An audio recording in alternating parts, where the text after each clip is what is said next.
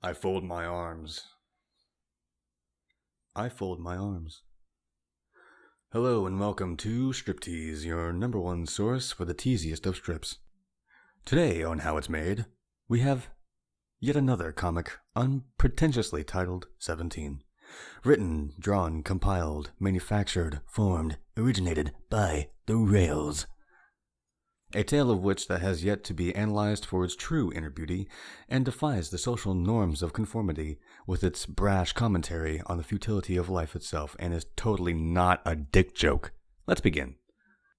Here in the first panel we have a man we will call El Jefe, for allegorical purposes, deep within the nocturnal state, so oblivious, so at peace with himself and the world around him, so blissful in fact that he has what looks to be an herb of some kind rising from his midsection, yet still continues his trance. The second panel shows the dramatic progress of the shrubbery, sprouting off into the sky and stands as a suitable home for wildlife. In the final panel, Jeffrey wakes from his slumber in a daze to notice the oak-based tumor, which is clearly strong enough to hold a small child at play. With modern technology, we can find the roots of the issue and cut this strip down piece by piece, logging everything that we can find and leave nothing to the imagination. So by the end of this review, we can all change our timber and seed this strip for what it truly is. Why is he in a field? He's going to get eaten by the bugs and the birds and the bears. To have somebody like Jeff here in a field by himself would quite clearly be a sign of narcolepsy, a condition characterized by an extreme tendency to fall asleep whenever in relaxing surroundings. The causes of narcolepsy are so far unknown, but some scientists believe it is due to the lack of certain nutrients in the body, causing our little boy Jeff here to collapse. Absent of such essential vitamin and lacking the physical ability to acquire the nutrients on his own, his body starts to do the work for him, sprouting a small sapling from his midriff. It is a proclamation so ripe with symbolism that only the finest of scholars could ever think of drawing up a conclusion such as this, yet the comic genius himself has done just that. Let's continue. As we see in the following panel, Jeff's juniper juts gently generating gestation. That is such bullshit. This is such a deplorable series. You're a fucking cunt. Triggered. Still suspended in his trance, Jiffy Pop's growth has reached further into the sky, while our baby boy's body noticeably shrinks in stature the larger the tree grows. It seems like the tree is feeding off of Heifer in order to grab enough sunlight and fresh air for him to stay alive. A beautifully poetic look on the strained relationship between two supposed lovers.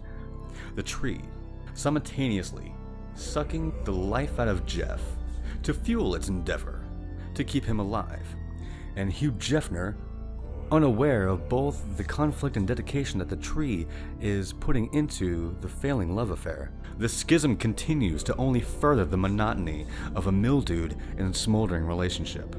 But I knew the pieces fit when I came across the third panel in this immaculate comic strip.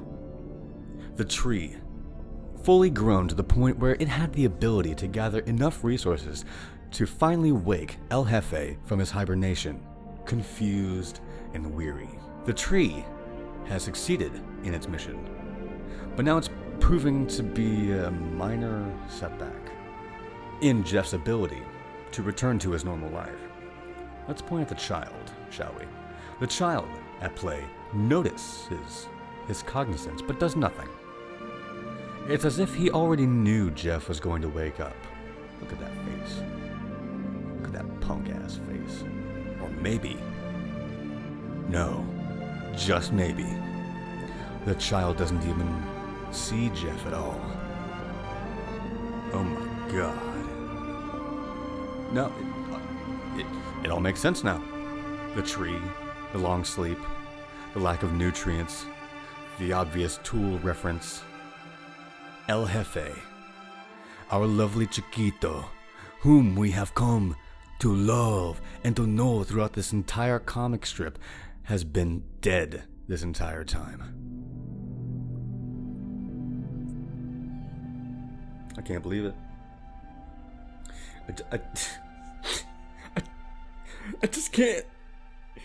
No. I can't believe it. You know, I just, you know, this dude, this guy, this baby boy, it was great. I loved him. I mean, to really realize the fact that this guy was dead. I mean, it all makes sense. I mean,